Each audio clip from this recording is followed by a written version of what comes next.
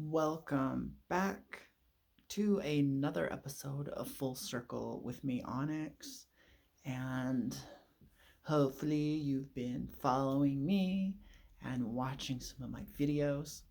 You'll kind of notice my videos seem to be very authentic.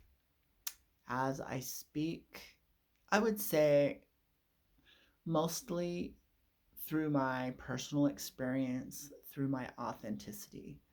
I'm sure, there's fresh concepts that I am working on and experiencing as well.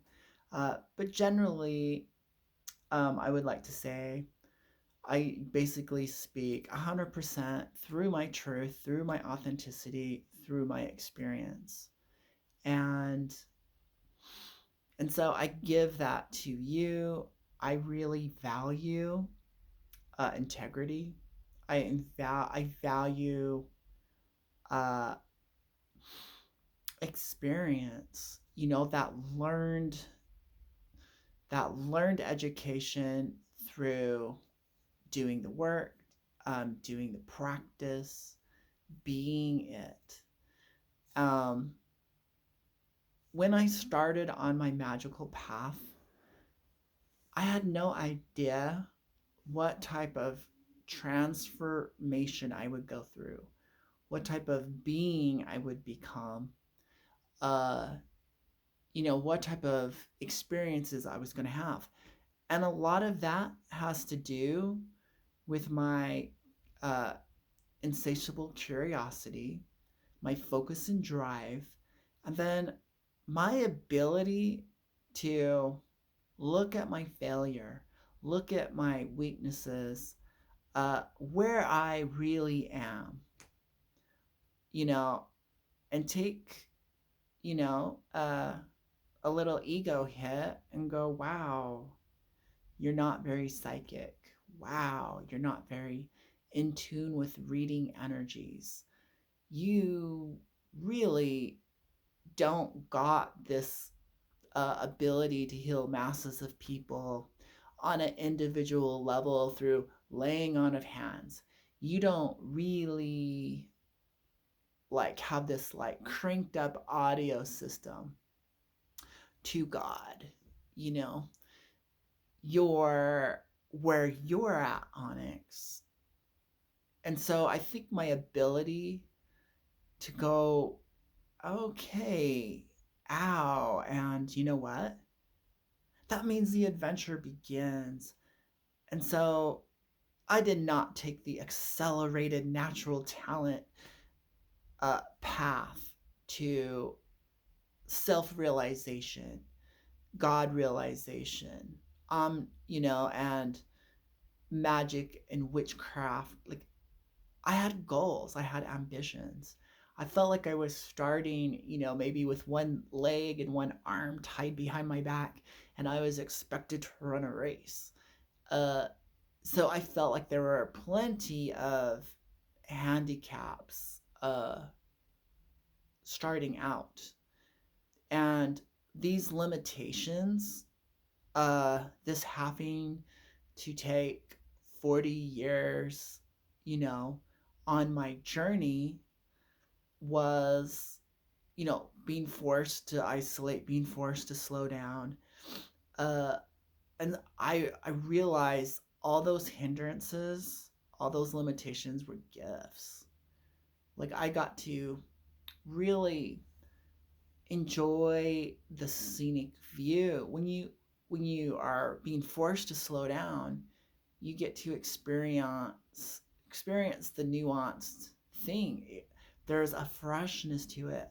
Like, you don't overlook, and so it's like you kind of savor and have more gratitude.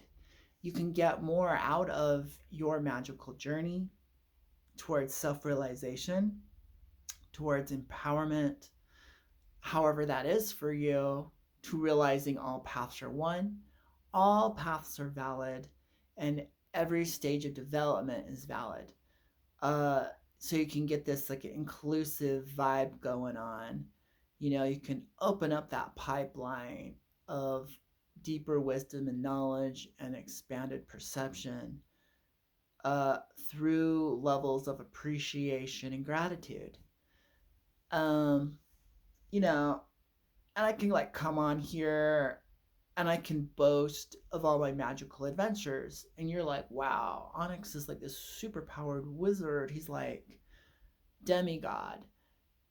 And that's when I stack up all of the magical experiences I've had over 40 years. You know, when I just read off my resume, it sounds really impressive. But what's not on the resume is all the failure, all the hardship, all the struggle, all the imbalances, all the detours, the distractions. And so I feel like with media and having everyone, uh, what would we call that word? Kind of like grooming, uh, and marketing and packaging, all that put together. Uh, when it's presented to you, you just see the fruits of the labors. You see them living a great life, being rich, being able to relax and have fun. You're not really seeing, you're not even experiencing those ugly stages with them. And the magical path can get very ugly, very sloppy. It doesn't have to, especially if you really start to honor yourself. Uh, it doesn't have to be so forced. It doesn't have to be so confusing. So I just wanted to kind of get that out of the way to for you to go, okay, where really am I? And where would I like to be? You know? So magic should be something that empowers you. It should be something uh, that gives you strength as you study and learn. It stimulates your mind, it forces you to grow. You know, you should be challenging the status quo. And so I guess this video is really about opening up your mind. Uh, and when you, okay, so my mind was a little bit blown when I found out logic is actually just a system, it's a model. And so if you advocate for logic, you're advocating for your uh, loyal to, you're devoted to a model of type of reasoning. But guess what? That model was made up.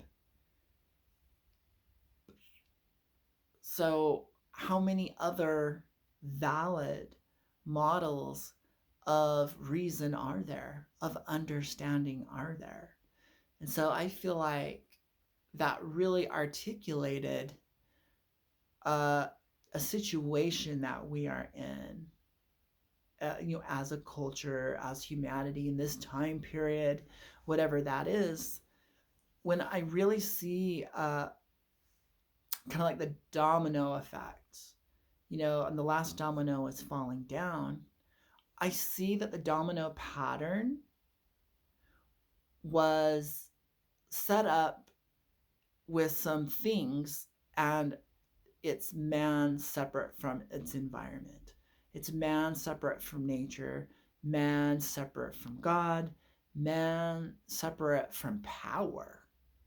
And it's through this separation that we needed to get educated and have science. We needed to discover the principles of the universe and discover gravity. And you're like, yeah, Onyx, you've kind of explained this a little bit in some of your other previous videos very recently. But no, this is a different angle. The fact that our system that is actually dead, in like it's a old version, it's like an old broken record on repeat playing, you know we as human beings have outgrown that model. It was an idea. we call it like Newtonian physics, you know, and then we went to Einstein physics.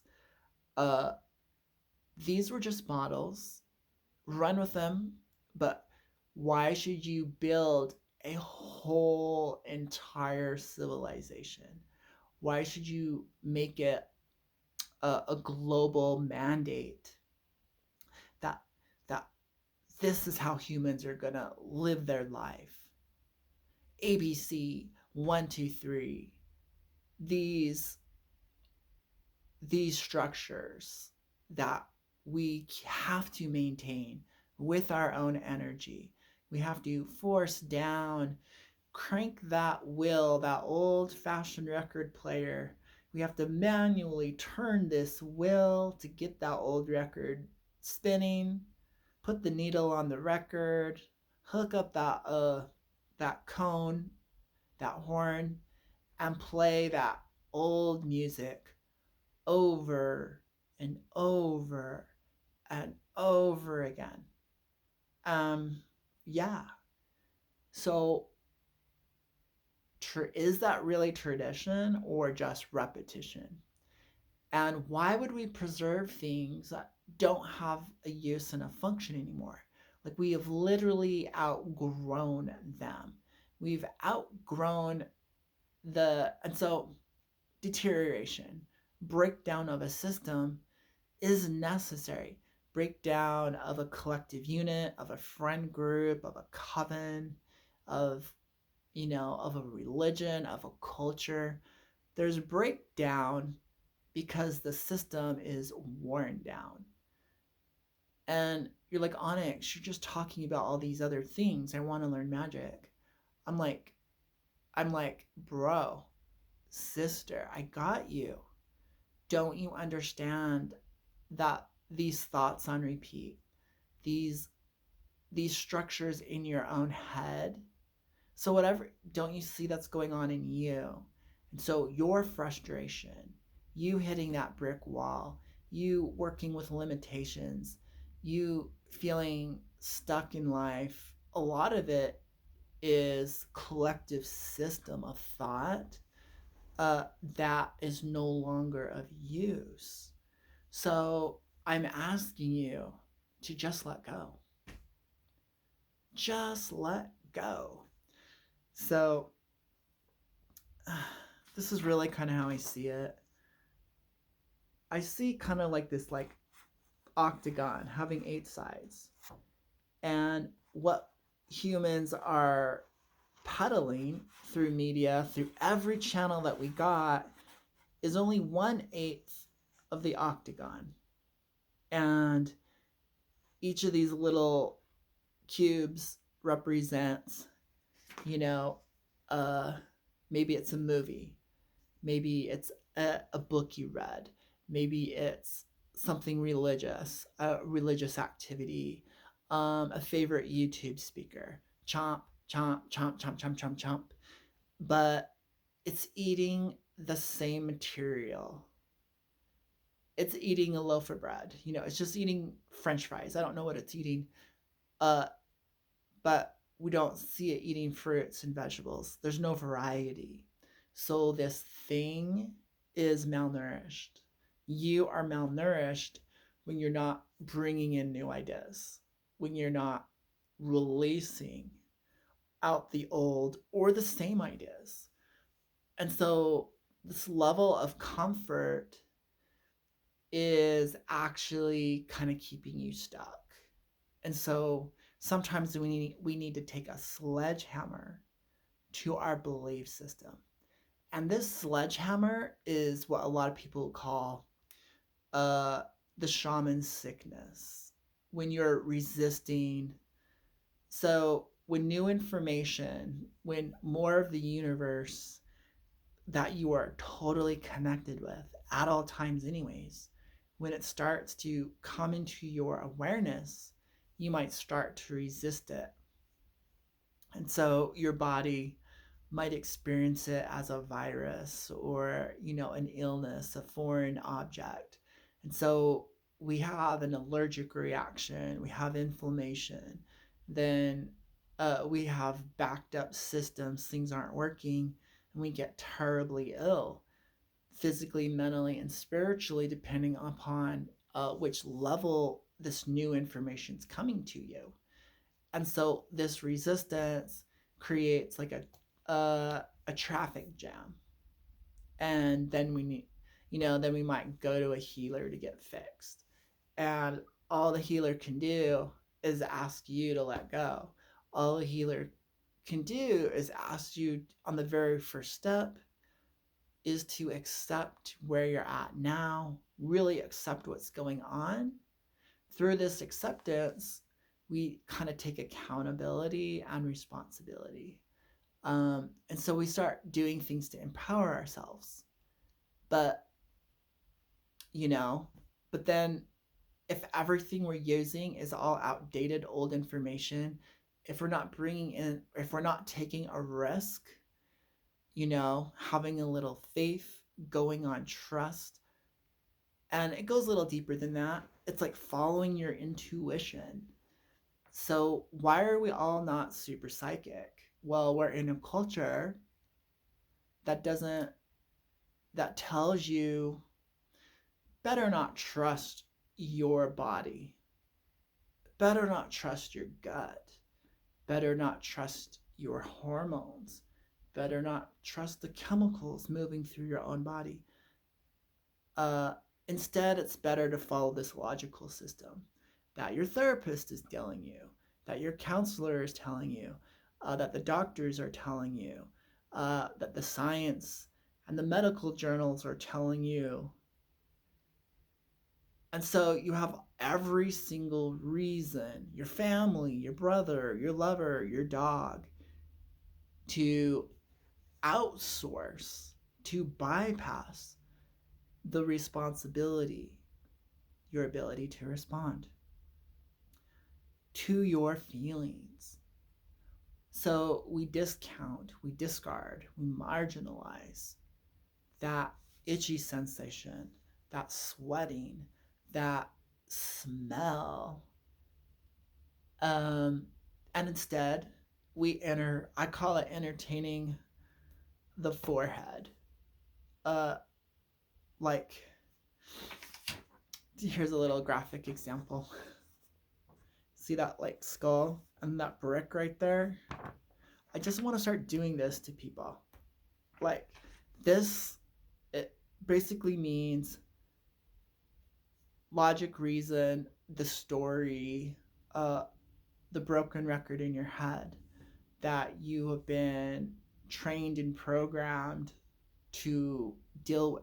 So it's like compartmentalized logic, where, and so you're having an experience outside of it, you know, and you then go to your resource, you go to your template, you go to this pattern that everyone else accepts, that the whole system accepts, that 1/8 of the pie. Block, block, block, build a freaking brick in your head.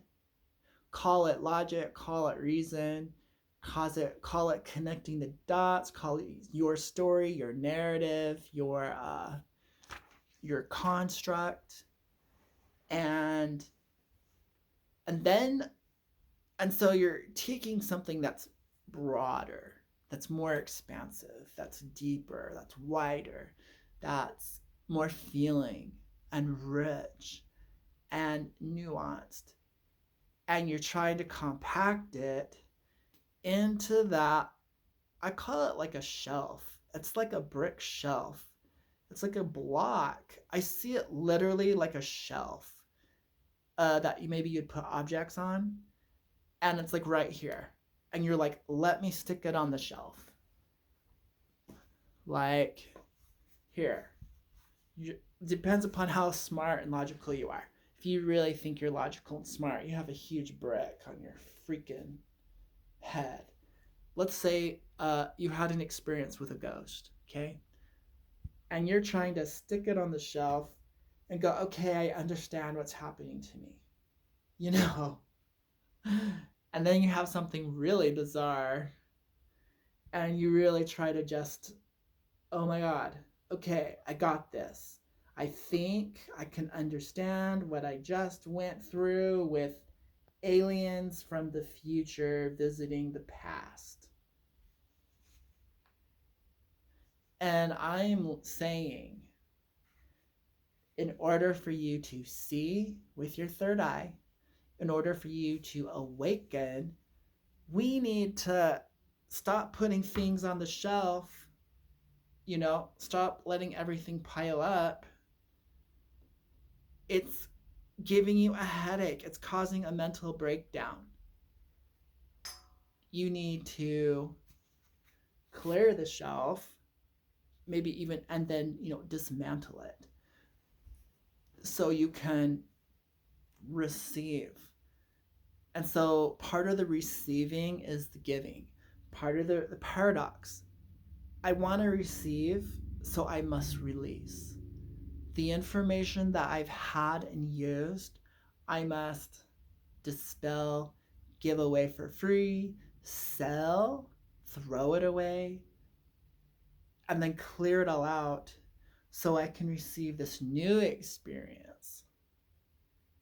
Oh, okay. Here I am having an experience with a ghost. I don't believe in the afterlife. I don't believe in death. And yet I'm having an experience outside of my reality. And that's just a very simple thing. Uh, but I don't need to stick it in a box. Like, I don't need to then say, and that then means there's God. And that then there means religion might be real. And now I'm going to join a religion and be a devote. I'm like, dude, you just had an experience with a ghost. That's it. It doesn't have to say anything about you. It doesn't have to say anything about how the world works. You don't have to go to war against a nation. You don't have to go to war against a religion. You don't have to polarize. But you can go, wow. And you know what? Right now, I don't know what to do with that. Because I have kids to raise and I have to go to work and pay some bills. But I don't need to throw that experience away. I don't need to discount it. I don't need to marginalize it. I don't have to shut doors and resist it. But I can accept it and go, wow, okay, that was a ghost. Or there goes a dragon. There goes a fairy. And so your ability to psychically see, your ability to have access to deeper knowledge beyond that limited acceptable amount that's being published, that's being talked about, that's outside the mainstream, mostly has to do with your ability to be open-minded. I said open-minded. I didn't say gullible. I didn't say naive. I didn't say ready to be taken advantage of. I didn't say be a believer or, be in love. I just said be open-minded, you know? And that's, you know, you're going to have a lot of ideas thrown out at you. You're going to have a lot of ideas presented. And when you feel like a knee jerk reaction, for me, my knee jerk is I go into critic mode, kind of like detective.